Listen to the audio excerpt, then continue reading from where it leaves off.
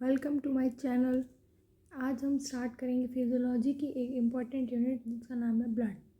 तो बेसिक बात में सबसे पहले ब्लड क्या होता है, उसका कॉम्पोजिशन क्या है और उसका फंक्शन क्या है, ये हमें पहले बेसिक फर्स्ट चैप्टर में पढ़ना होगा। तो ब्लड का कॉम्पोजिशन की बात करते हैं। कॉम्पोजिशन दो से बनता है, एक तो होता है सेलुलर पार्ट, एक होता है प्लाज्मा का पार्ट। प्लाज्मा कितना होता है 55% और सेलुलर पार्ट कितना होता है 45%। सेल कौन कौन से होते हैं, तीन तरीके के सेल होते हैं, आरबीसी, डब्ल्यूबीसी और प्लेटलेट्स। फिर इनका काउंट इम्पॉर्टेंट होता है। तो डब्ल्यूबीसी और आरबीसी का तो मेन ये है कि आरबीसी 5 मिलियन पर माइक्रोलीटर के आसपास होते हैं ब्लड में अप्रॉक्स, और डब्ल्यूबीसी जो है वो 4000 से 11,000 अप्रॉक्स पर माइक्रोलीटर होते हैं। और प्लेटलेट्स जो है हमें पता है ये 1 to 4 लाख पर माइक्रोलीटर। अब मेन बात आती है प्लाज्मा की। तो प्लाज्मा में 91:9 का रेशियो चलता है। 91% होता है वाटर इसमें, और 9% जो होते हैं वो उसका भी अलग अलग रेशियो है। 8% एक चीज़ होती है, और ये मेन 8% क्या होगा ऑर्गेनिक, और 1% कौन सा होगा इनऑर्गेनिक। अब इनऑर्गेनिक में क्या होते हैं, सोडियम, पोटेशियम, कैल्शियम, मैग्नीशियम, और ये इनऑर्गेनिक में आ गए। अब ऑर्गेनिक में कौन कौन से आते हैं, प्लाज्मा प्रोटीन और नॉन प्रोटीनियस नाइट्रोजनस जो सब्सटेंस है वो। प्लाज्मा प्रोटीन तीन होते हैं, एल्ब्यूमिन, ग्लोबुलिन और फिब्रिनोजन। एल्ब्यूमिन का क्या काम क्या होता है, ऑस्मोटिक प्रेशर को मेंटेन करना। ग्लोबुलिन क्या होते हैं, वो इम्यूनोग्लोबुलिन वाला पार्ट, यानी कि इम्यूनिटी वाला पार्ट आ गया इसमें। और फिब्रिनोजन किस में आते हैं, क्लॉटिंग में। नॉन प्रोटीन वाला कौन सा पार्ट है, यूरिया, यूरिक एसिड, ये सब इसके अंदर, क्रिएटिनिन, ये सब इसमें आते हैं। तो मैंने क्या पढ़ा, ब्लड का कॉम्पोजिशन। ब्लड के कॉम्पोजिशन में क्या होता है, दो पार्ट होते हैं, एक होता है सेलुलर पार्ट और एक होता है प्लाज्मा पार्ट। ये बनाता है 45%, ये बनाता है 55%।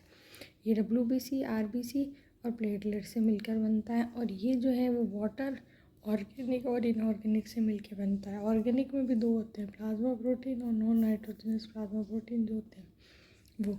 और इनऑर्गेनिक में कौन से आ गए, जो आयन्स हैं अपने वो। अभी ये तो हो गया इसका बेसिक कॉम्पोजिशन। अब अपन को पढ़ना है इसका फंक्शन क्या है, नेक्स्ट फंक्शन। तो आरबीसी का क्या फंक्शन है, गैसियस ट्रांसपोर्ट। O2, CO2 का ट्रांसपोर्ट है।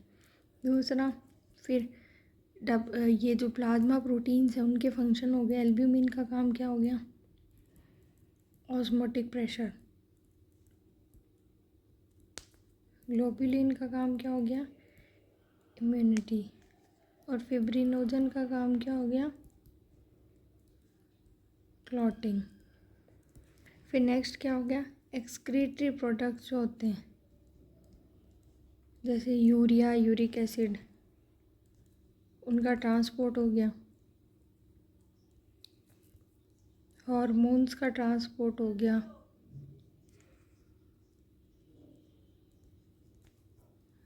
इससे अब ये ऑस्मोटिक प्रेशर मेंटेन कर रहा है, उससे क्या होता है, इडीमा प्रिवेंट होता है ना।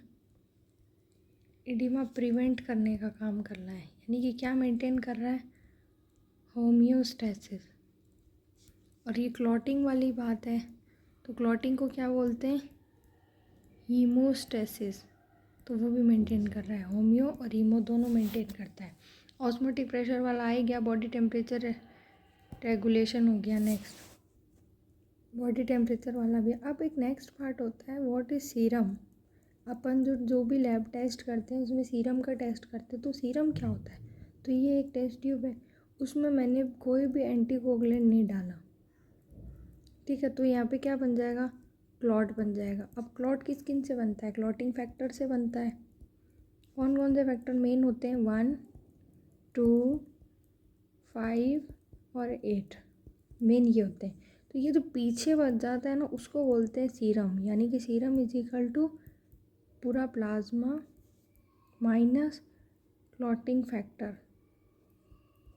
अब क्लॉटिंग फैक्टर कौन कौन से हो गए? 1, 2, 5 और 8। बस मेन फर्स्ट चैप्टर में इसी के बारे में बात की। अब नेक्स्ट चैप्टर में बात आती है प्लाज्मा प्रोटीन्स की।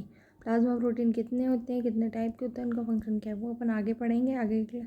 तो जुड़े रहिए चैनल के साथ, लाइक शेयर सब्सक्राइब करो। Thank you.